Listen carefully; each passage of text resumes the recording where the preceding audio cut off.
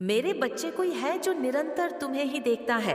केवल दिव्य आत्माओं के पास आज का संदेश पहुंच पाएगा, क्योंकि इस संदेश के हकदार केवल और केवल वही है।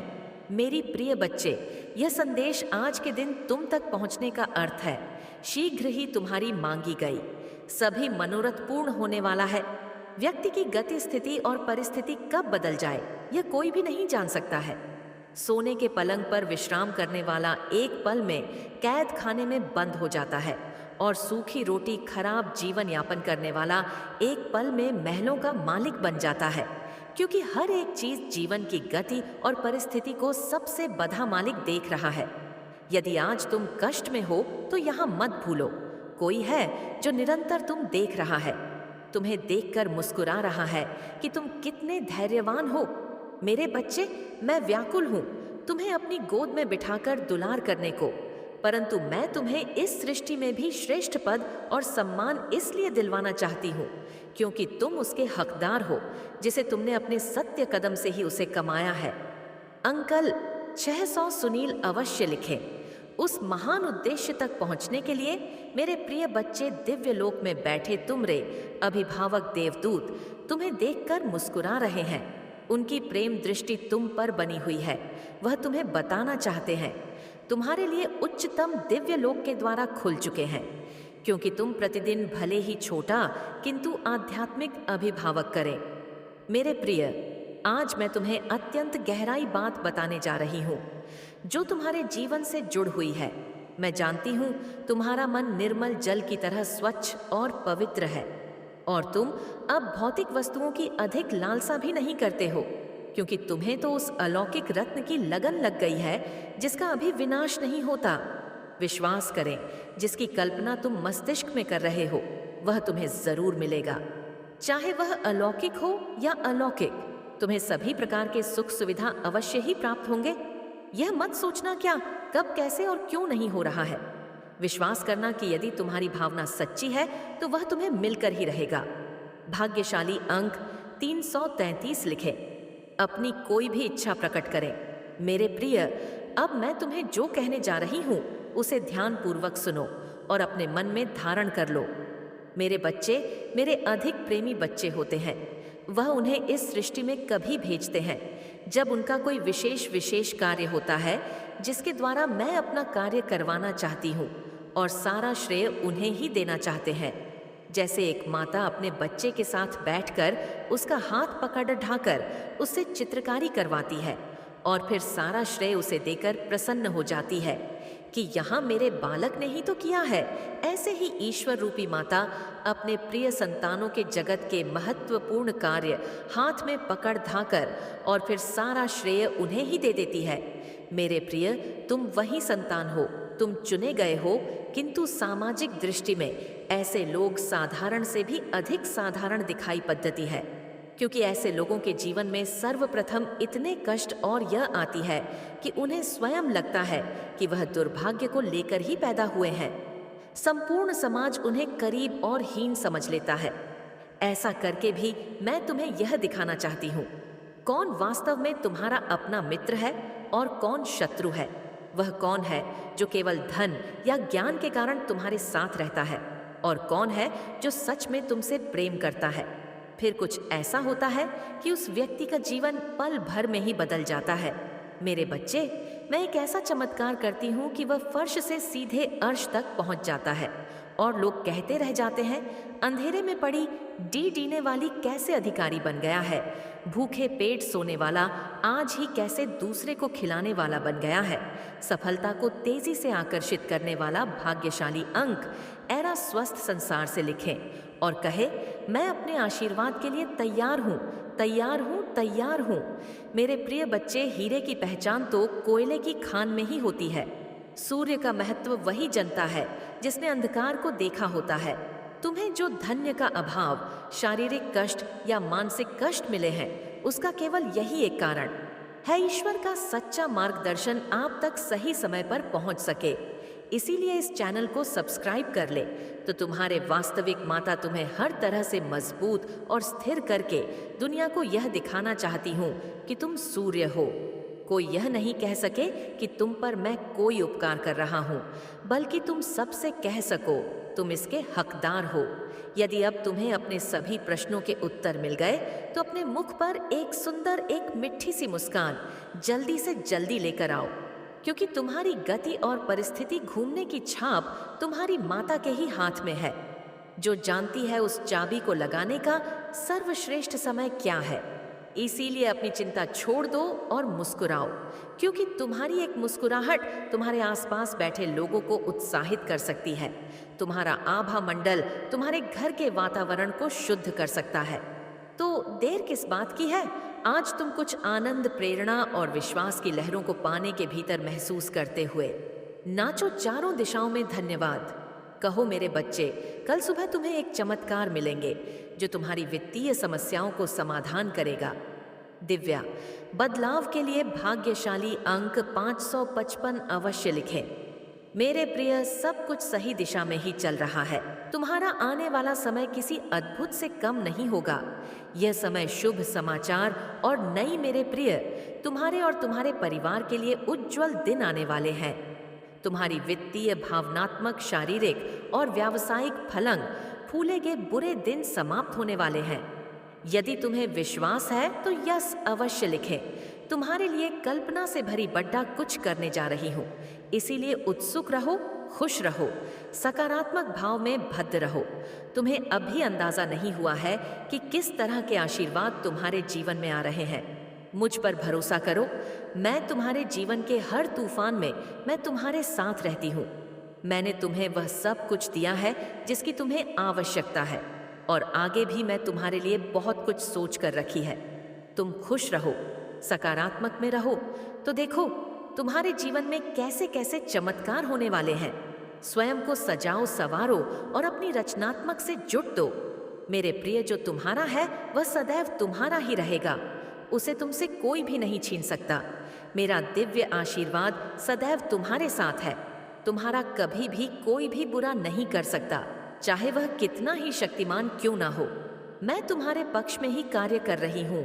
केवल धैर्यवान रहो, अच्छी चीजें तुम्हारे रास्ते में है।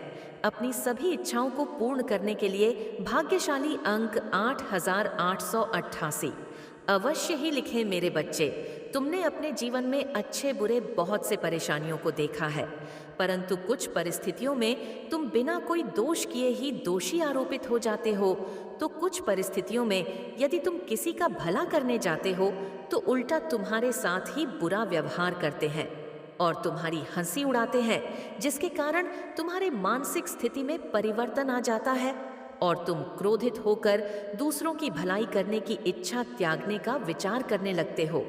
किंतु मेरे बच्चे, यदि जगत में हर व्यक्ति एक तरह की सोच रखने लगेगा, यदि हर कोई बुराई से डरकर अपने अंदर की अच्छाई को मार देगा, तो वास्तव में हमारे जीने का उद्देश्य ही क्या रह जाएगा।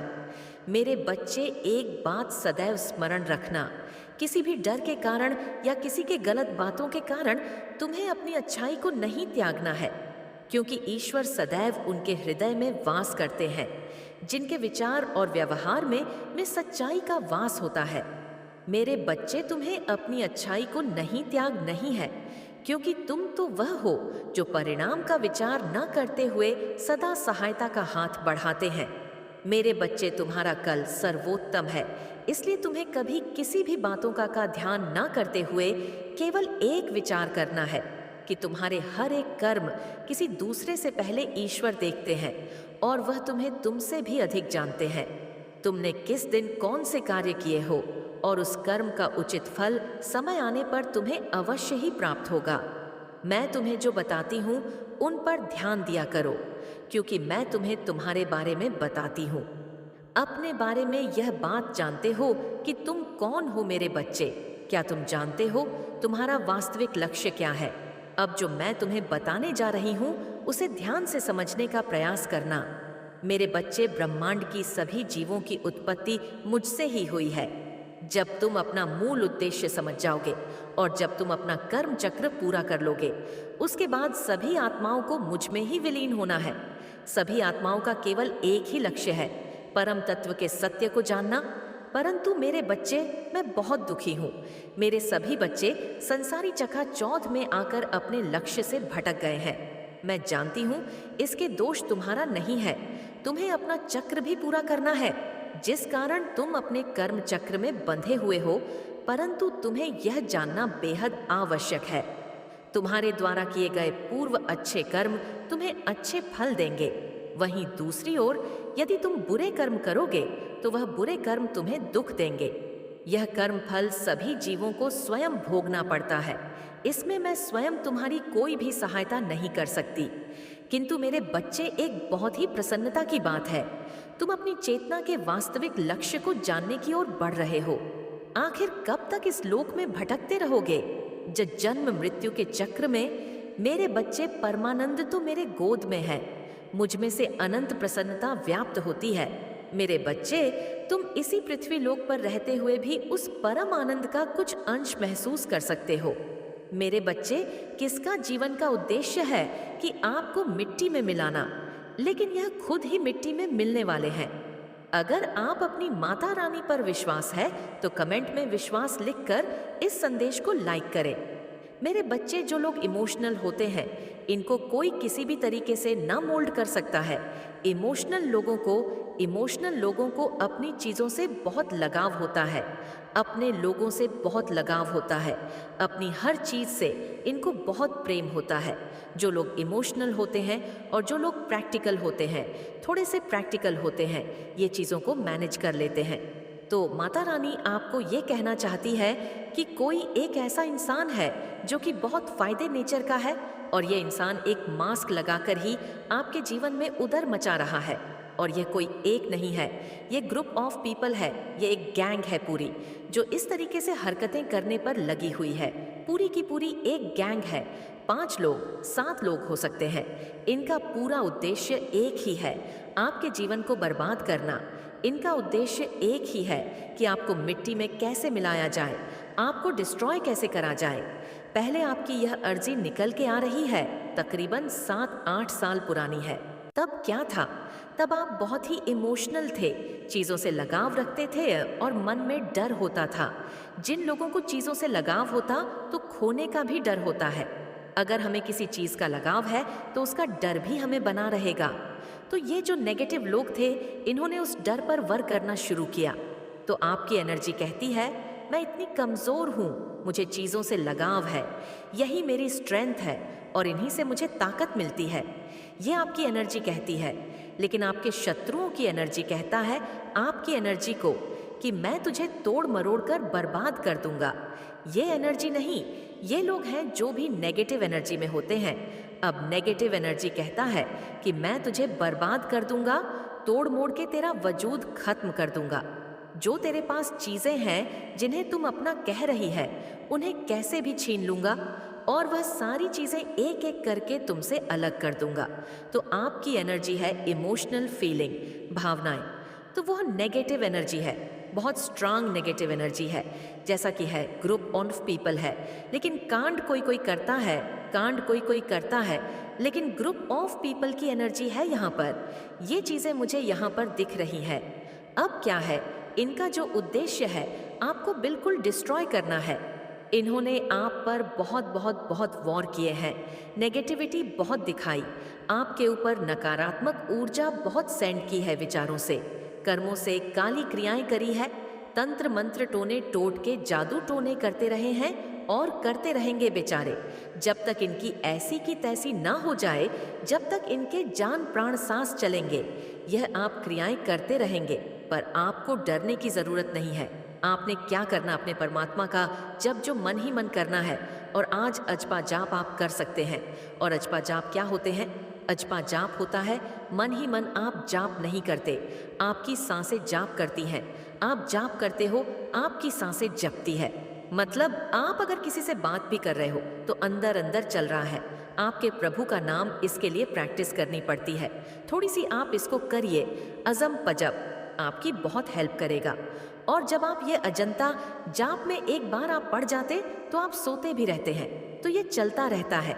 इतना पावरफुल ये जाप होता है माता रानी का इंटरफेरेंस आपके जीवन में हो रही है। माता रानी इन लोगों को एक्चुअली देख रहे हैं कि ये किस हद तक गिरेंगे।